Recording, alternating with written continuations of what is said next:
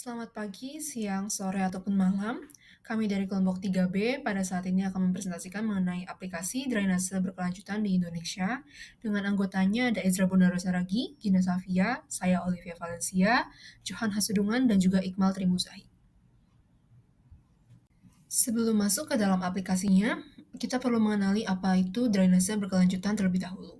Jadi drainase berkelanjutan merupakan gabungan area vegetasi juga ruang terbuka untuk melindungi ekosistem alamiah bagi makhluk hidup. Dan juga drainase berkelanjutan ini memiliki arti sebagai pelengkap dari sewerage konvensional untuk meminimalisir dampak dari urbanisasi yang terjadi di Indonesia dan juga untuk meningkatkan ketahanan terhadap hujan ekstrim yang terjadi di daerah perkotaan. Selanjutnya, kita juga bisa melihat bagaimana perkembangan aplikasi drainase berkelanjutan di Indonesia.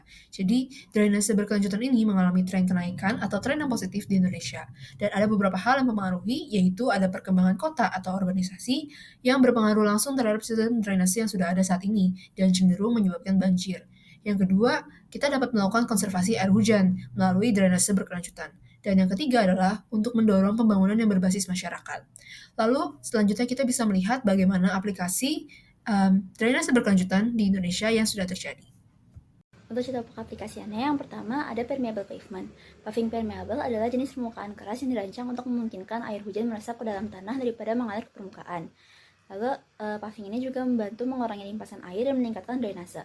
Paving permeable ini memiliki celah yang dibuat dari bahan berkuari yang memungkinkan air dapat melewatinya, berbeda dengan paving tradisional yang biasanya kedap air. Nah, untuk beberapa jenisnya sendiri, yang pertama ada permeable asphalt, konkrit, dan pavers. Kalau untuk permeable asphalt sendiri, urutannya yang pertama ada permeable asphalt, lalu di bawahnya ada bebatuan, EPDM liner, sama subgrade.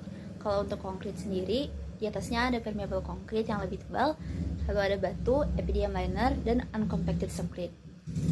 Lalu untuk permeable paver sendiri atau memakai cone block, itu yang pertama ada cone block di atasnya, lalu di bawahnya ada tiga batu dengan perbedaan diameter, EPDM liner, dan uncompacted subgrade.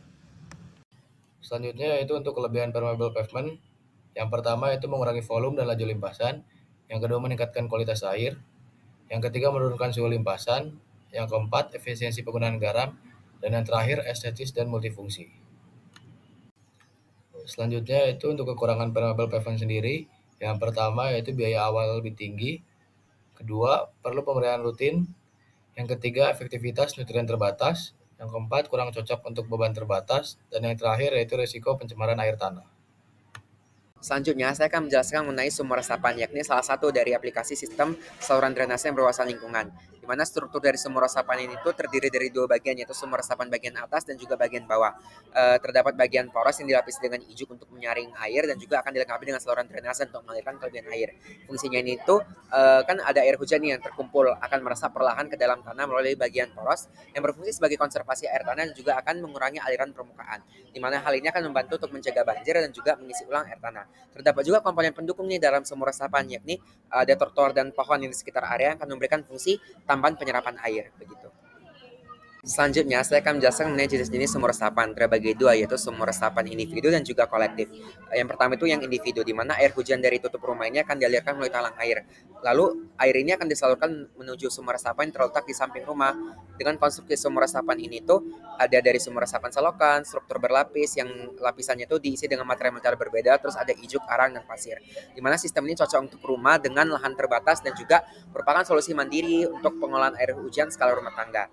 Sementara yang berbeda itu satunya lagi adalah sistem sumur resapan kolektif, di mana keunggulan dari sistem kolektif ini itu adalah efisiensi biaya karena melayani beberapa rumah sekaligus. Terus kapasitas nampungnya itu lebih besar untuk menangani volume air hujan yang lebih tinggi. Terus pemeliharaan yang terpusat, lebih mudah dikelola dan juga efektivitas tinggi dalam mencegah banjir kawasan. Oke, masuk ke kelebihan sumur resapan. Yang pertama, ngurangin banjir lokal. Seperti namanya sumur resapan, dia punya kekuatan infiltrasi yang bisa ngurangin banjir lokal. Yang kedua, membantu research dan dangkal. Apa sih artinya? Artinya itu sumur resapan punya persediaan air tanah. Yang ketiga, biaya relatif murah. Memang dibandingkan fasilitas lain, membangun sumur resapan ini hanya membutuhkan biaya yang relatif murah. Yang keempat, ngurangin erosi tanah. Dengan kemampuan infiltrasinya terhadap air limpasan, dia bisa ngurangin risiko erosi tanah. Oke, kita masuk ke kekurangan sumur resapan. Yang pertama, dia bergantung pada penurunan tanah.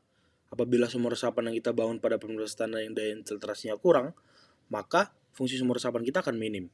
Yang kedua, tentunya sumur resapan kita membutuhkan ruang untuk dibangun. Yang ketiga, dia butuh pemeliharaan rutin agar sludge ataupun sampah tidak menghambat fungsi dari sumur resapan.